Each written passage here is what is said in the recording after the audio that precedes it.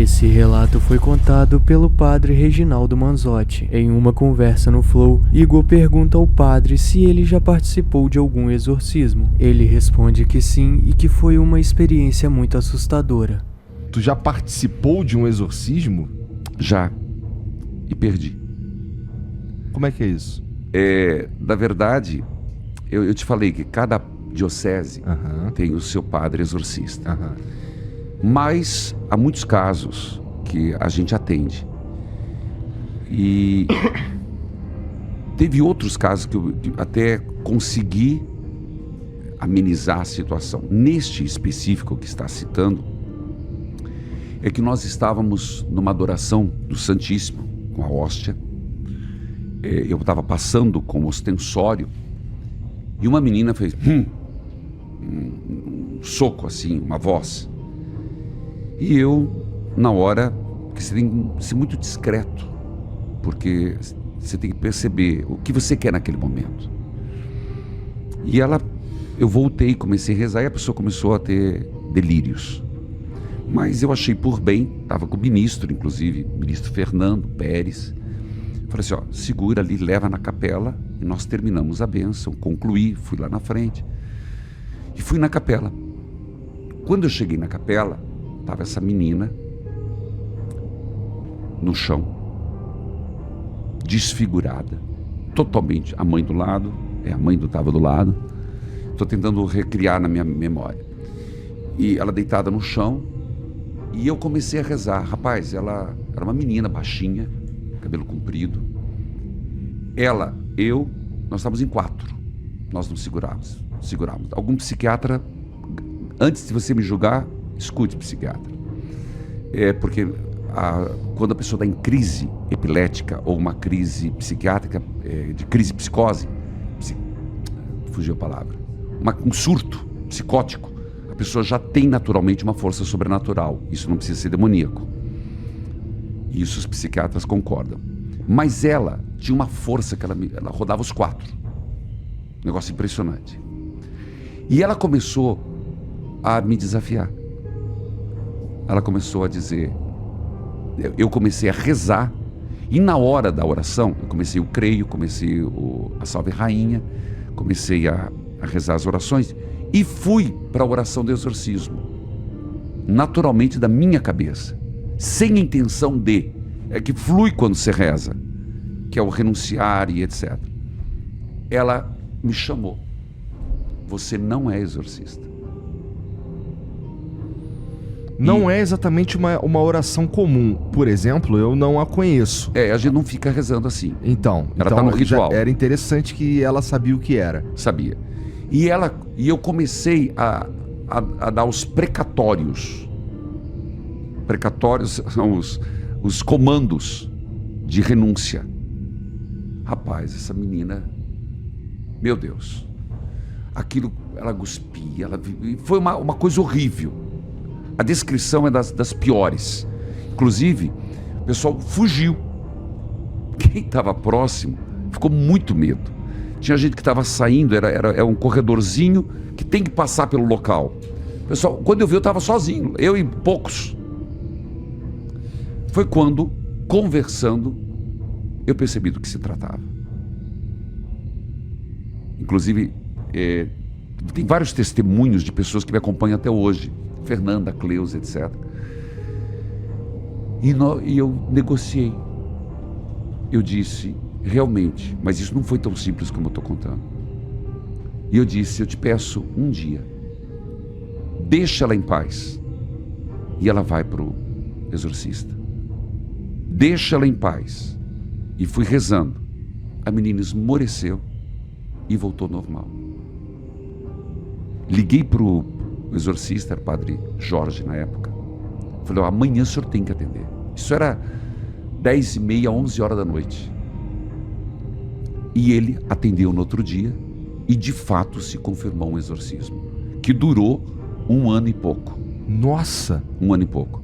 Porque depende o grau do exorcismo ou as circunstâncias do exorcismo, naquilo foi um pacto que tinha sido feito com o diabo, demora-se tempo. Há exorcismos instantâneos como São João Paulo II fez um exorcismo dentro do Vaticano, numa vez só. Mas não sabia disso também. Tem, isso é fato. Bento XVI também fez um exorcismo. Agora, existe exorcismo que demora até 5 anos, porque são a reincidência, porque tem muitos elementos. Um deles, isso diz o Gabriel, é a morte. Ele é um homem de se escutar. Consciência da pessoa de renúncia, o nível do pacto que foi feito e o grau de vontade de sair. Porque às vezes a pessoa está no estado de tamanha prostração que ela não tem nem consciência do que é sair daquele estado. Então aí é um outro processo. Então esse é o fato que eu estou te contando, complicado. Que eu presenciei. Já presenciei outros, mas esse foi um que eu contei e conto aqui, porque eu não tenho outra coisa a contar, de que não deu certo. Hoje a menina frequenta a minha igreja, tranquila, ela, a família, estão muito bem. Interessante.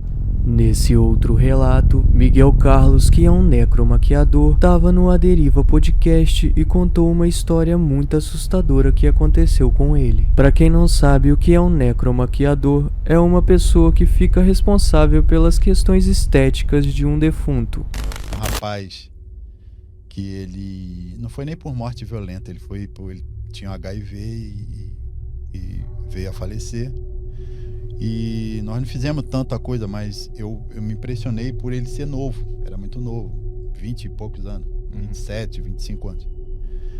E eu acho que eu não sei se porque é aquela coisa, você tá fazendo a necromaquiagem, arrumando um pouco ali, você foca o rosto. Então chega uma hora que aquilo grava. Eu penso que deve ser isso aí.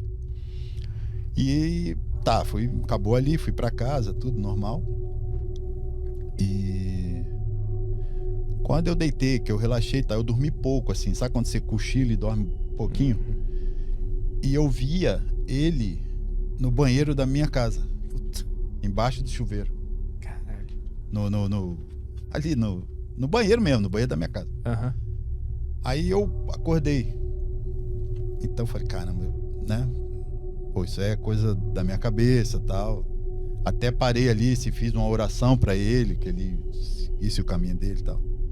Aí, cansado, deitei de novo, ele voltou de novo o mesmo sonho, só que ele andando dentro da minha casa. Então eu olhava no corredor, ele tava na ponta. Quando eu chegava lá, ele vinha aqui. Então ele ficava driblando. Falei, caramba, cara. Aí chegou uma hora que eu sentei, não dormia mais, sentei na cama e fiquei sentado lá. Esperando amanhã. Nesse outro relato, em uma participação do Planeta Podcast, Carlos Alberto de Nóbrega, da Praça é Nossa, conta a história de um sonho que ele teve no dia do falecimento da mãe dele. Meu pai morreu sem sentir dor, que ele morreu de pâncreas, câncer no pâncreas, e não dói. Pessoa de fim até morrer. Minha mãe não, minha mãe estava com um câncer generalizado. E ela estava morando comigo. Meu pai morreu em março, dia 17 de março, e no final do ano, em dezembro, eu estou dormindo, e sonho com meu pai, que eu estava numa casinha assim, mais ou menos do tamanho dessa sala. Só tinha um sofá, assim, no canto, e um verde, um campo lindo, lindo, lindo, lindo. Meu pai entrou, disse assim, eu vim buscar sua mãe. Você não vai chorar, você não vai ficar desesperado, porque nós somos almas gêmeas. Ela vai ficar comigo. Aí eu ajudei meu pai, ele disse, olha, não mexe, porque ela tinha câncer nos ossos, podia quebrar. Eu falei, deixa que eu pego. E ele saiu, levando minha mãe embora. Em seguida, bate na porta do meu quarto, a enfermeira, dona Dalila está morrendo. Ela estava já com aquele barulhinho de morte, não sei se já viu alguém morrer. Não. Aí, uma coisa assim. Ela queria mexer, não mexe, deixa ela morrer. Isso é uma coisa forte. Nossa, muito. Forte. Uma vez, quando eu briguei com o Silvio, eu tinha um retrato do meu pai assim na parede, e comecei a perguntar para meu pai por quê dessa briga, por que nós nos separamos, por que acabou isso, por que... No sonho, meu pai apareceu e respondeu todas as perguntas que eu fiz. Todas. todas.